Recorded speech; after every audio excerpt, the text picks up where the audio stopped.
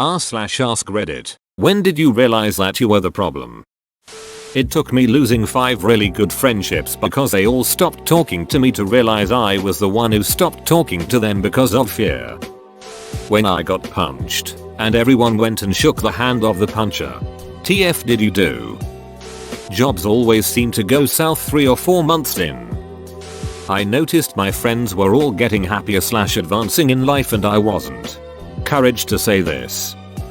I was insanely shy in school, like almost fully debilitating social anxiety. It was especially bad in high school when the kids I was at least comfortable eating lunch with went to a different middle school. I saw everyone else as being all-knowing and confident, and having some sort of secret script to know the right thing to say. If someone tried to start a conversation with me, my thought process would be, oh god, why are they talking to me? There must be some hidden agenda, and just try to get out of the conversation as fast as possible. Then this one graduating senior I was mildly acquainted with for some reason dropped to me that people thought I was stuck up. That was mind-blowing to me. Couldn't everyone tell that they were the confident ones and I was terrified of them? Well, no, they couldn't. It was an epiphany that wow, other people are actually worried about what I think of them just like I'm worried about what they think. And if you avoid talking to people, that's actually hurtful. Fairly recently realized I'm fat because I'm unhappy and I'm unhappy because I'm fat. Either way, I'm the only one who can fix it and I have stopped giving a duck.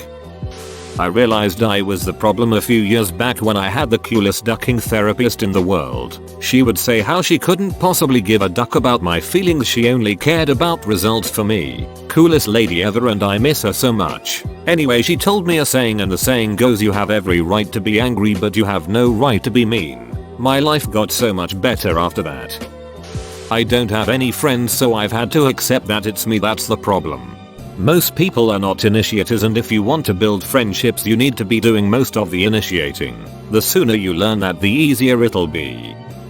Recently, whenever I'm angry at my girlfriend and discussing it with her, all she does is apologize, over and over again.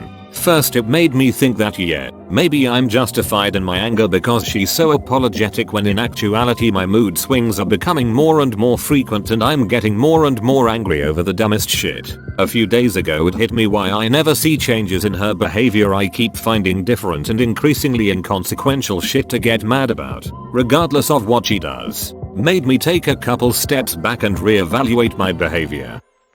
Realizing I was very toxic towards her. Broke up with my partner after having the same discussion for 2 months without getting close to resolving it. My main reason for breaking up was that he was not able to have constructive conversations in order to work conflicts out.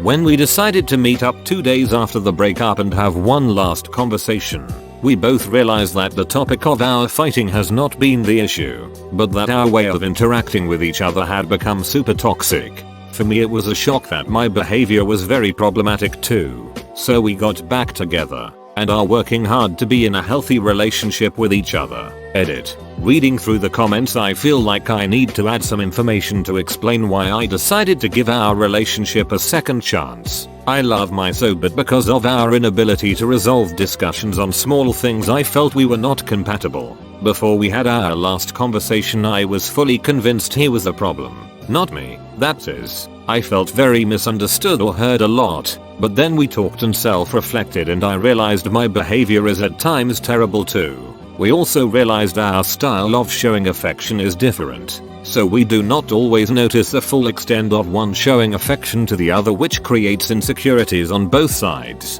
We decided we do not want to treat each other like that and both felt really willing to work on it together regardless of it working out. If it does, great. If it doesn't, that's okay too. I do this for me because I feel like it is important for my, as well as my so's personal growth regardless if we stay together or not. I realized I have a hand in every situation in my life, that I am always responsible for myself. Any situation I encounter I have a choice as to how to handle, respond, and perceive it. I was probably 17 when I realized blaming everyone else for my issues is what my parents do and I don't want to be anything like them. So I took a step back.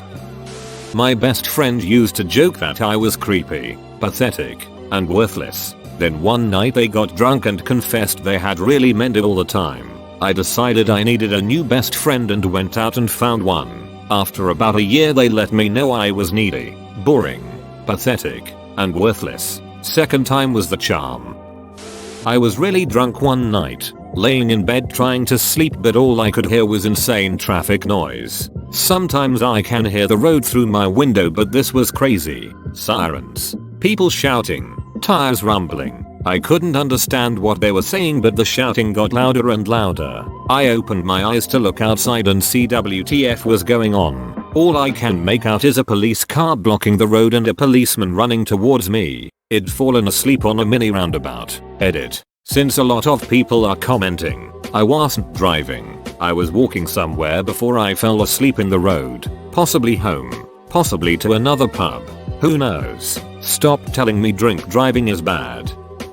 As I approach 30 I realize that I have gifted child syndrome and my success in high school and college theater productions mean nothing when I'm not putting in the groundwork to have a career. Part of that was depression. Part of that was liking to get stoned every night.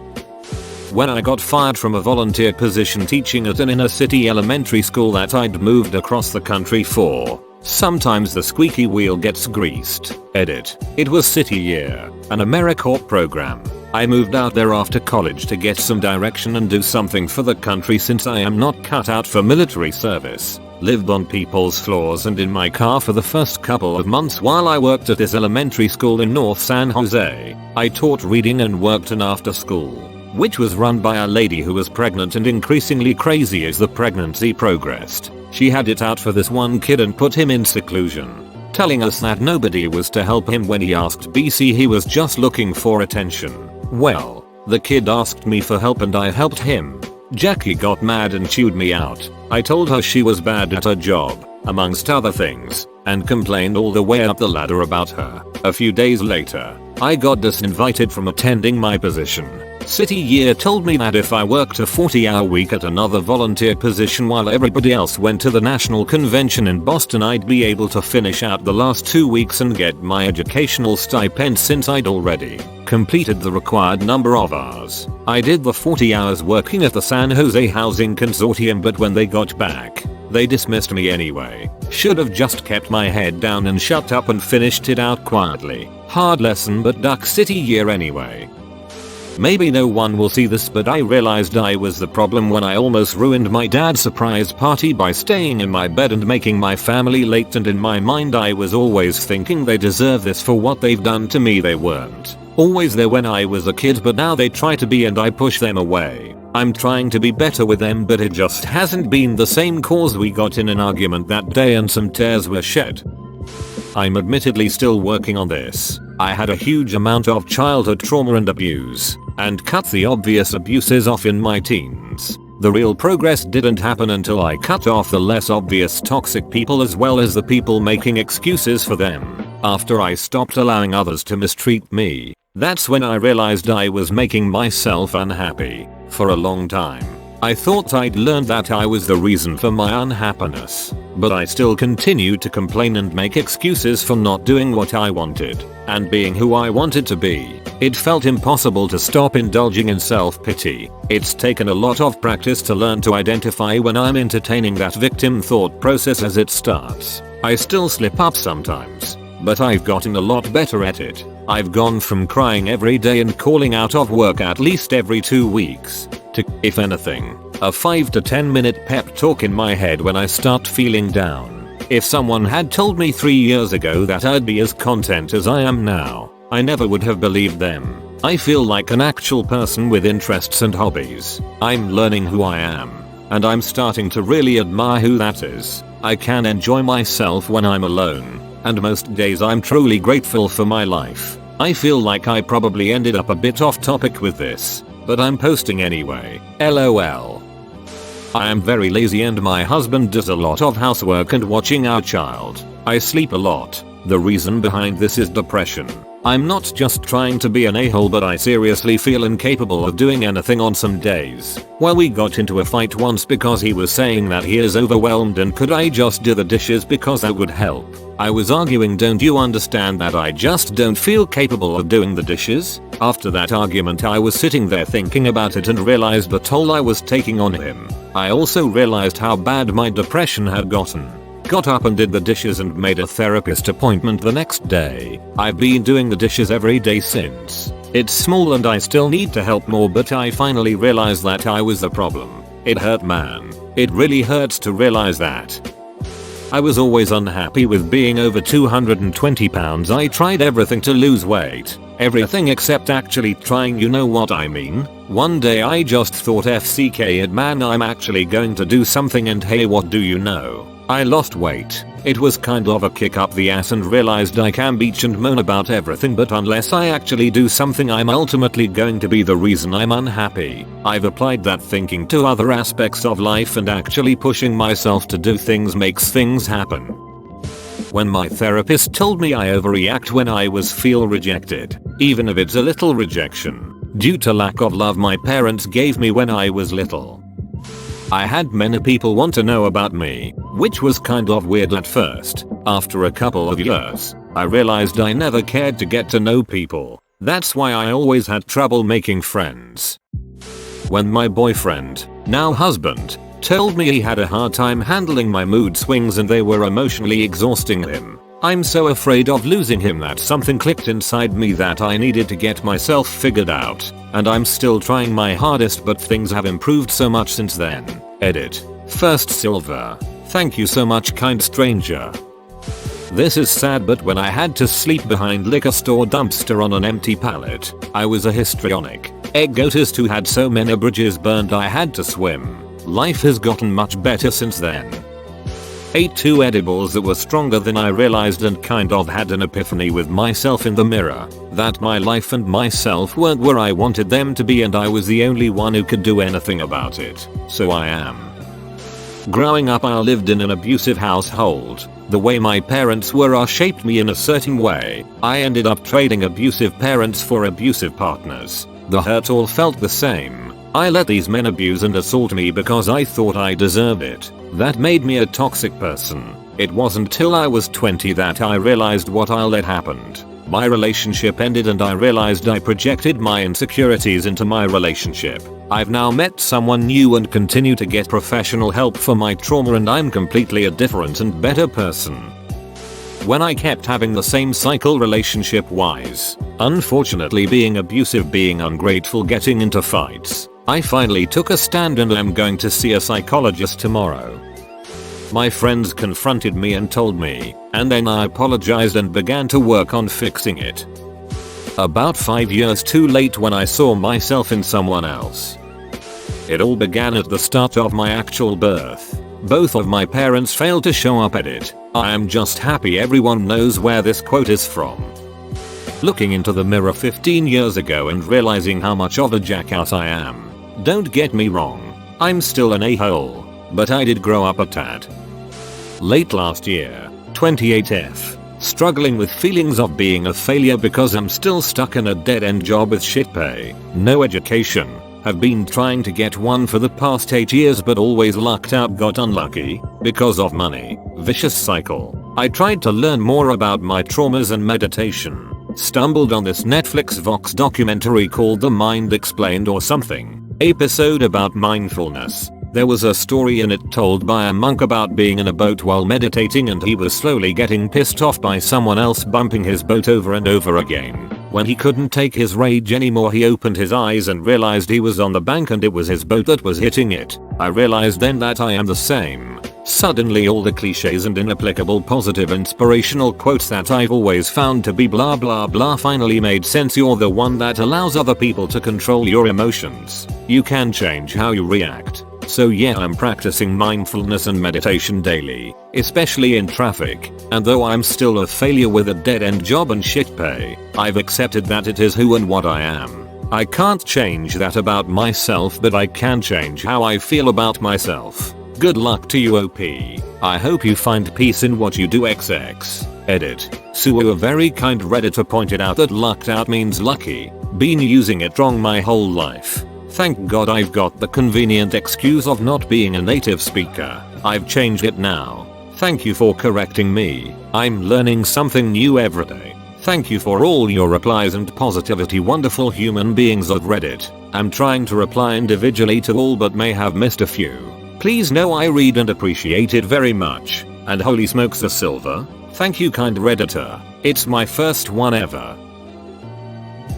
Just today actually, I noticed everyone was having a good time, and for small reasons I found myself getting upset. I just felt a cloud over my brain getting darker and I didn't understand why. We were all having a good time at the park. I end up hurting everyone I get close to in one way or another. My behaviors are obsessive and manipulative. When I reject every sweet, loving, attractive girl that actually wants to be with me and that I'm comfortable with. IDK, why I do that? Do I like being single so I can do what I want? Do I hate myself and don't think I deserve it? Both? Something else entirely? By the time I'd been fired from like 20 different jobs, I realized it wasn't just bad luck or just happening to get a bunch of jerks for bosses and co-workers. I was genuinely incapable of competently performing at any job no matter how hard I tried. Anyways, then I went on disability. In my relationship, it was after I left. I got tired of the usual relationship drama and decided I wanted out after 6 years. I quickly jumped into a FWB situation and discovered just how much of a horrid, controlling, beachy person I was to be with. Spent some months doing some serious soul searching and my ex ended up texting me. We've been working things out, and although he's not perfect, he's noticed a huge change in me and he loves that I continue to shock him. He was worth growing for and he's worth me trying to be a better person for. We both had to commit to grow, but it took me seeing that wasn't just him that was the problem. I had to take control over my actions and be better. We're now happily expecting our first baby together and I don't think I've ever been happier. I grew up in such a controlling and toxic environment and that's gonna stop with me. When 3 exes back to back over the years were the ones who broke up with me. They couldn't handle my mental breakdowns and outlashes and self-victimizing and broke it off because they were tired of it. One after the other. It fueled my self-pity until I got tired of the same old story myself. I'm currently with an amazing woman and we've been together for a little over a year now. The longest relationship I've ever been in. Her patience and unconditional love and support with my depression and episodes helps me try to be better and catch myself self-destructing because I don't want to lose another person in my life. I've gotten a lot better over time, but I know I still have a lot of work to do. Mental health does not excuse and give a pass for outlashes. Think of your loved ones and how they get affected by it and apologize to them when you're better. Actively be better for them and yourself.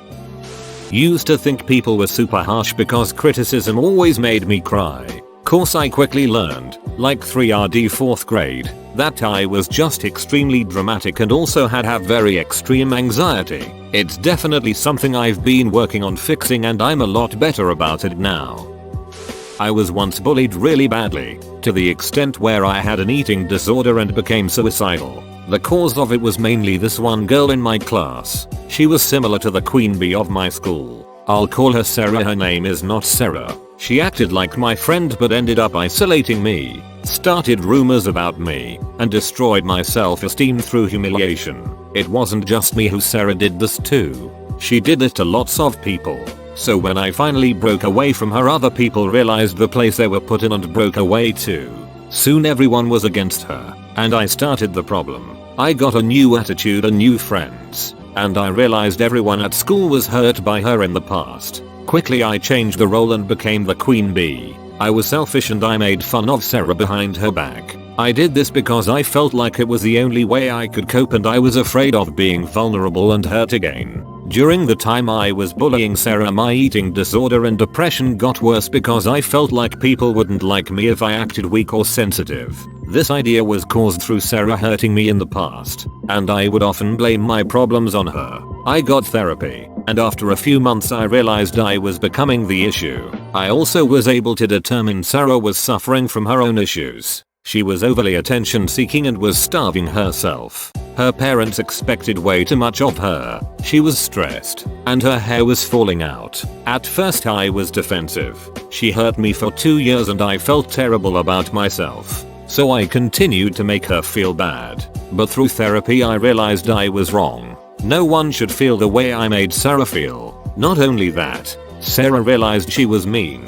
She changed her entire personality so people would like her and no one noticed that. She would try to help me any second she could get, and I was acting unappreciative of her being around me. The climax of me realizing that I was in the wrong was when I saw Sarah wear sweatshirts to school every day, and I realized she was so thin that she could wrap her entire index finger around her wrist and it would overlap her thumb. She had anorexia. I decided it was time for me to change. I started to talk to Sarah and I was kind to her, telling her that I appreciated everything she did and was doing for me. Sarah and I may not have the perfect relationship now, but we are free to talk to each other. Whenever we have issues we aren't afraid to get advice from each other. We laugh at each other's jokes and we make each other happy when we feel sad. Some of my old friendships are not as strong. People are upset I talk to her like a normal human being, but it is the right thing to do. Some friends even talk about me behind my back. I have learned to not care, and I'm trying to show Sarah that she shouldn't care either. I understand why my old friends act that way. They are just trying to heal from being hurt. But I know if they are true and kind friends they will come around eventually. Everyone will be happy in the end. I really believe so. My ex was horrible to me. Mentally abusive, possessive, estranged my family and friends wherever possible so I was alone, ordered me around constantly, but I was the one letting that happen. Yep, there's horrible people in life who deserve nothing, but you don't have to live with them, do you? You don't have to marry them, have kids? So I didn't. I left. I was the reason I wasn't happy. When my students all got 50% or less on a test I gave I realized I was the common denominator.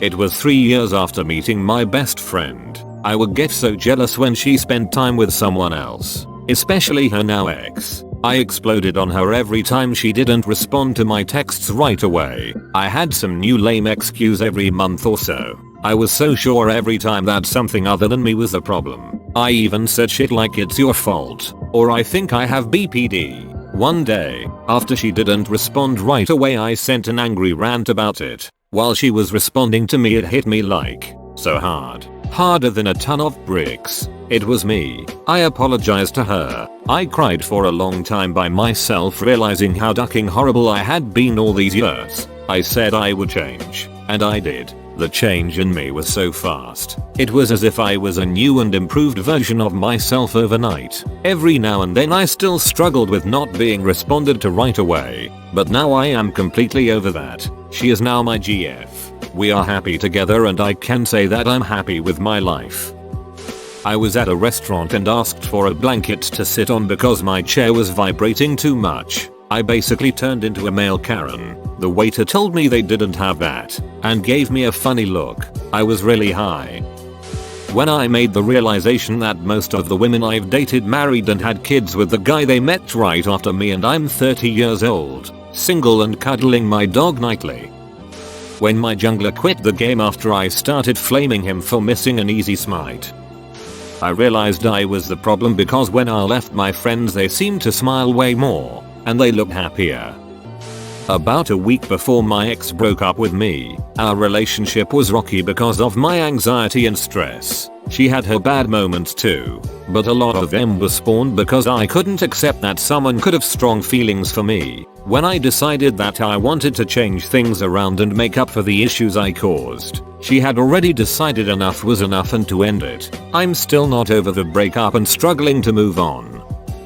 Bro, you made it to the end? You're a ducking beast. I'll cut you a deal. Smash like and subscribe for more curated content.